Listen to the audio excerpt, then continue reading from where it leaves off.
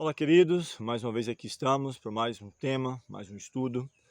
No último, nós falamos sobre a libertação de Israel do Egito e hoje, dando continuidade, falaremos do Êxodo ao Sinai, período onde eles estão já a caminho para a terra de Canaã, chega ali no Sinai, durante, quem sabe, aproximadamente um ano, Deus permanece com eles ali, dando orientações, dando ensinamentos, e uma escola realmente preparatória para Israel quando eles entrassem na terra de Canaã.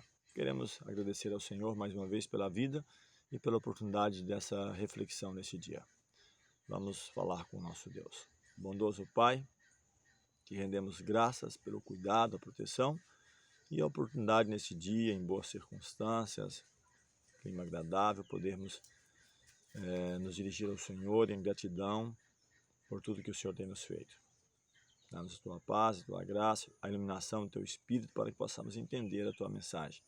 São bênçãos que te pedimos e agradecemos em nome de Jesus. Amém. Então, falando sobre Israel ainda, a saga de Israel, do Êxodo ao Sinai, o primeiro texto está em Êxodo 14, verso 15, que diz assim: Então disse o Senhor a Moisés, por que clamas a mim? Diz aos filhos de Israel que marchem. Então eles saem do Egito, aproveitam a oportunidade que haviam morrido todos os primogênitos, desde, quem sabe, do escravo até ao faraó, e eles então saem, mas já encontram o primeiro obstáculo, o Mar Vermelho, e Deus diz, por que clamas a mim? Diga ao povo que marchem. Quero trazer alguns obstáculos que eles enfrentam nessa saga, nessa caminhada até a terra de Canaã, a qual leva 40 anos a concluir, não por falha da parte de Deus, mas por parte de Israel em crer as suas dificuldades, a sua incredulidade. E aqui diz o seguinte, alguns dos pontos. Primeiro, já mencionei, a passagem pelo meio do mar foi um obstáculo. Em sequência, as águas amargas tornam-se doces, Deus operando o seu milagre. As águas que eram impróprias para beber, e Deus então torna ela potável. Deus manda o maná, o salmista até menciona pão dos anjos, pão do céu. Em algum momento também não era, eu digo aqui, não simplesmente em minhas palavras, mas pelo contexto bíblico e histórico, não era o plano de Deus original em relação a isso, mas Deus permite, Deus manda carne para eles também, até há lições dolorosas que eles aprenderam aquilo, por questionar a sabedoria de Deus em prover o melhor alimento. A jornada pelo deserto de Sim, a falta de água, então passaram por esses problemas também, até mesmo como eu mencionei, para provar-lhes a confiança em Deus. Amaleque peleja contra os israelitas. São alguns dos pontos, e vou começar aqui já pela passagem pelo meio do mar, está registrado em Êxodo 14, versos 13 a 14. E diz assim, Moisés, porém, disse ao povo, não tem mais, estai quietos e vede o livramento do Senhor que hoje vos fará. Porque aos egípcios que hoje vistes, nunca mais os tornareis a ver. O Senhor pelejará por vós e vós vos calareis. Eu e você não precisamos de muito. Se nós nos mantermos fiéis à palavra de Deus, o Senhor guerreará nossas guerras. É claro que a nossa luta não é contra a carne, contra o sangue, não é contra uma religião, não é contra uma pessoa, é contra os príncipes das trevas deste século. É bem claro para nós a palavra de Deus. Ele diz, aquietai-vos, o Senhor vai lutar por vós, por vocês. É preciso que nós sejamos simplesmente a pessoa certa no lugar certo, na hora certa. E que procuramos a cada dia, então, fazer a vontade do Senhor. Capítulo 14 ainda de Êxodo, versos 19 a 20, diz que o anjo de Deus que ia diante do exército de Israel, ele retirou-se e ia atrás deles. Então ele ia à frente, ele retira, vem atrás, porque estava sendo agora perseguido pelos egípcios. O faraó recobra sua força, chama o seu exército, aquilo que sobra, os cacos, e vem então perseguindo Israel. E diz assim, também a coluna de nuvem se retirou de diante dele e se pôs atrás.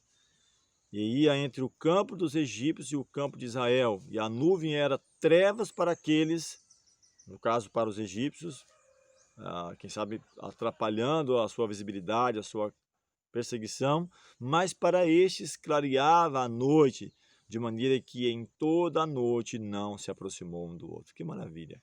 Deus operando em prol do seu povo, o povo de Israel, e também operando a cada dia para resgatar você e a mim. Então diz que toda noite eles não o alcançaram, porque Deus interveio. A coluna de nuvem, o anjo do Senhor, interpõe entre Israel e os egípcios. Era trevas para um, mas claridade para os outros. Então aqui no capítulo 14, versos 30 a 31 e também 15, verso 1, o cântico de Moisés de gratidão ou ingratidão por aquilo que Deus havia feito. E assim o Senhor salvou Israel naquele dia das mãos dos egípcios, diz o texto. Israel viu os egípcios mortos na praia do mar, e viu Israel a grande mão que o Senhor mostrara aos egípcios, e temeu o povo ao Senhor, e creu no Senhor e em Moisés, seu servo.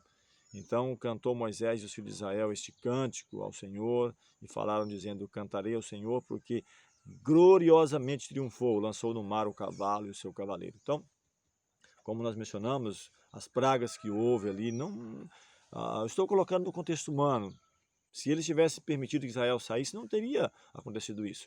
Deus teria libertado o povo. Há uma profecia que apontava que isso iria acontecer, mas é a incredulidade, a dureza do coração que leva às maiores consequências.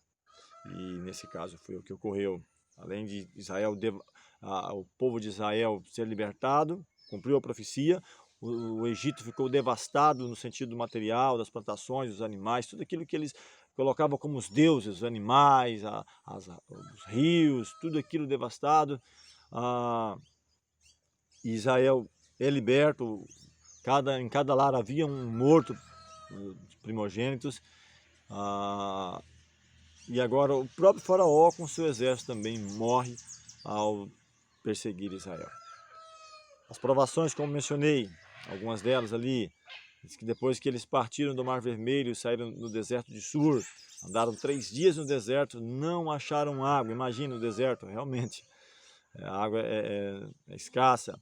E chegaram a Mara, não puderam beber as águas de Mara, porque eram amargas, o nome já representa isso. Por isso chamou seu lugar Mara, e o povo murmurou. O mesmo povo que cantou louvores ali na libertação, na saída, a travessia do mar, agora 3 dias depois, caminhando no deserto, eles murmuram: que havemos de beber? Então eles questionam, e eles clamam ao Senhor, e o Senhor mostra uma árvore, ele pega ali daquele galho, joga, e a água se tornam doces, potáveis e boa para o consumo. Ele diz que provou o Senhor Israel. Então, muitas vezes, Deus não retira as provações. Aliás, há texto na Bíblia que diz: tende grande gozo quando caídes em várias provações. Porque é nesse momento que somos purificados, a escória do pecado sai e mostra então o ouro puro do caráter, aquilo que Deus quer de nossa vida. E aqui ele faz promessas. Ele disse, capítulo 15, 26 a 27, disse: se ouvirdes atento à voz do Senhor teu Deus, fizeres o que é reto diante dos seus olhos, inclinares os teus ouvidos aos seus mandamentos e guardardes todos os seus estatutos, nenhuma das enfermidades porei sobre ti das que pus sobre o Egito, porque eu sou o Senhor que te sara. E aqui diz o texto que eles vieram a Elim, ali havia 12 fontes de água e 70 palmeiras, e ali acamparam junto das águas. Então, impressionante. Deus fez com que chegasse a um local que havia 12 fontes de água, palmeiras, um local agradável. E Deus diz: eu sou o Senhor que te sara. Se fores atento, há uma condição, há uma pré-condição para isso. Não vou colocar, ou eu até gosto dessa aplicação melhor, permitir que venha sobre você, porque há também a parte que cabe ao homem. Deus aqui então manda o maná, o pão do céu, capítulo 16, versos 3 a 5. Deus diz: eu farei chover pão do céu, e o povo sairá e colherá diariamente a porção para cada dia. Então Deus queria que eles exercessem confiança.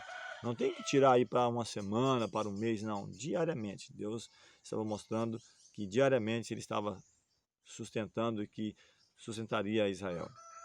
Só que ele faz uma observação, no sexto dia é o dia da preparação e eles deveriam colher em dobro. Deus já estava começando a formalizar algo para eles em relação à guarda dos mandamentos, que aliás não tinha ainda sido instituído ou formalizado. Moisés é o escritor dos 5 primeiros livros e é ele então que trabalha toda essa questão de leis, moral, cerimonial, leis dietética, leis de guerra, todas essas leis. E ele diz, só a exceção no sexto dia. Então, de domingo a quinta você colhe a porção de um dia, na sexta você colhe para 2, porque no sábado não cairia. O texto mostra, está aqui em Êxodo capítulo 16, 22 a 23, diz assim, que aconteceu que ao sexto dia colheram pão em dobro, 2 homens para cada um, e todos os príncipes da congregação vieram e contaram a Moisés, e ele lhes disse, isto é o que o Senhor tem dito, amanhã é repouso, o santo sábado do Senhor, o que quiserdes cozer no forno, cozei-o, o que quiserdes cozer em água, cozei-o em água, e tudo que sobejar, guardai-vos para amanhã. Então, aqui Deus está dando uma demonstração de que esse dia é separado. Aliás, há menção muitas vezes, porque isso é coisa do judaísmo, de Israel, ou em alguns pontos do adventismo. Então, isso é muito anterior. Na criação, Deus, quando cria ali, Deus abençoou, Deus santificou, Deus descansou, separa. Há relatos de que se esse dia tivesse sido guardado universalmente como deveria, não haveria lugar para ateu ou incrédulo, porque ele mostra que em 6 dias criou Deus todas as coisas e o 7º descansou. Então é um reconhecimento, é como se fosse a cada semana esse dia separado como um memorial da criação, como se fosse o aniversário da criação da terra, daquilo que Deus fez. E ele diz aqui o versos 29 e 31 do capítulo 16, vede porquanto o Senhor vos deu o sábado, portanto ele no sexto dia vos dá pão para 2 dias, cada um fique no seu lugar, ninguém sai do seu lugar no 7º dia.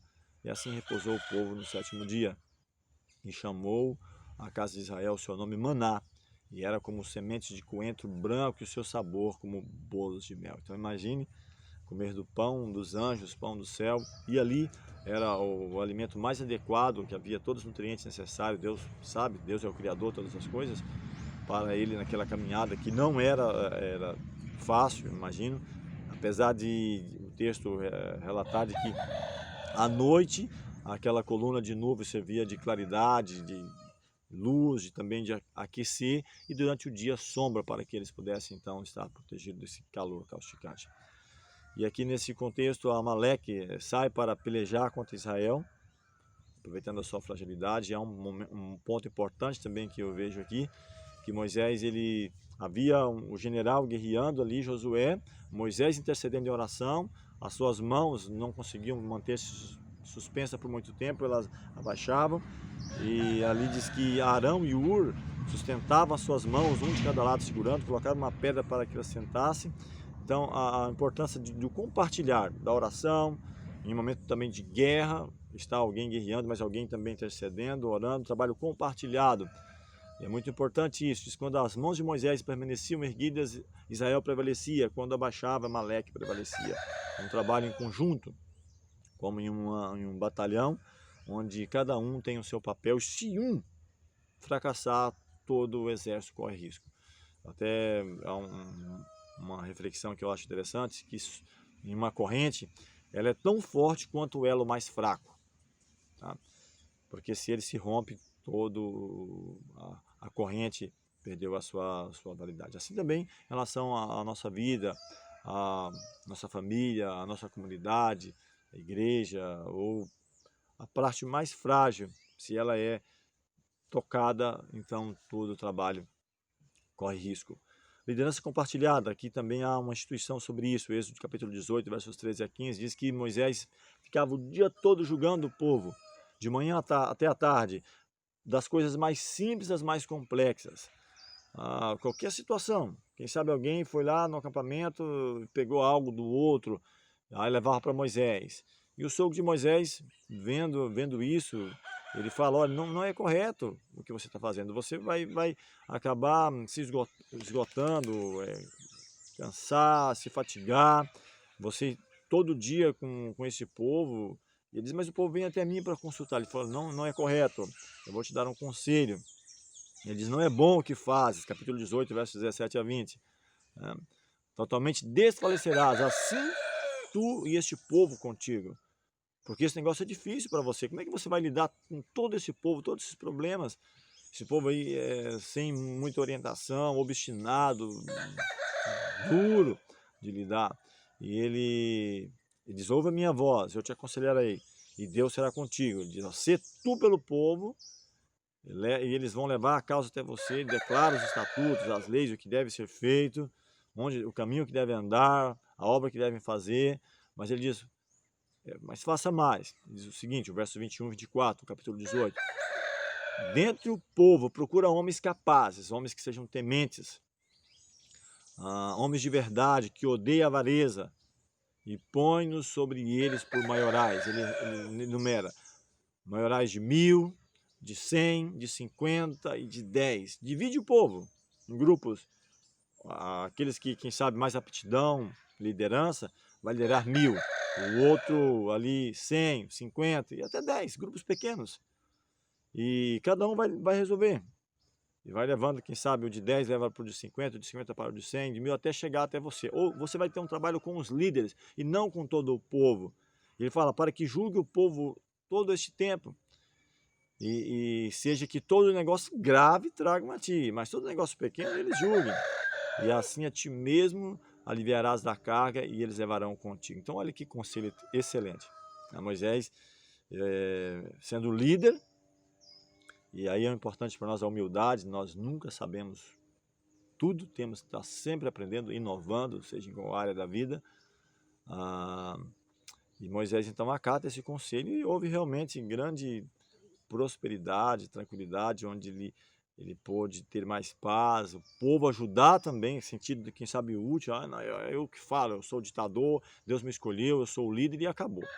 Não, ele escuta, compartilha a liderança e realmente houve prosperidade. Diz que julgaram o povo em todo o tempo e todo negócio mais difícil então era levado a Moisés. Algumas aplicações para nós, eu acho que é importante. A história de Israel no deserto é registrada não somente para o benefício de Israel, deles ali de aprendizado, mas serve para todos os tempos. Para nós também, para a nossa vida, em cada geração. Ali, as provações, como eu falei, a fome, a sede, enfrentando guerra, literalmente mesmo, de pessoas que vieram contra eles, são lições que nos prepara para a Canaã Celestial. E muitas vezes nós consideramos Israel, criticamos, admiramos a sua fidelidade, mas olha quantos milagres, quantas coisas a cada dia esse povo ainda endureceu o coração, quanta ingratidão. Mas também muitas vezes nós, quando somos provados, quem sabe em coisas pequenas, nós também somos impacientes. E outra, nós temos muito mais lições do que eles. Nós não somos inocentes, temos a lição deles, de todo o trato que Deus teve com eles, a paciência. E aqui o apóstolo Paulo, em Hebreus 3, verso 12, ele fala, vede, irmãos, que nunca haja em qualquer de vós um coração mau e infiel para se apartar do Deus vivo. Então é preciso também nós aplicarmos a nossa vida. Então, em vista de tudo aquilo que foi feito por nós, nossa fé deve ser forte, ativa e duradoura. Em vez de murmurarmos, de queixarmos, né, a expressão do nosso coração deve ser: bendize a minha alma ao Senhor, e tudo que há em mim bendiga o seu santo nome. Bendize a minha alma ao Senhor, e não te esqueça de nenhum dos seus benefícios. Salmo 103, versos 1 e 2. Então, qual deve ser a minha atitude e a sua? Bendizer ao Senhor.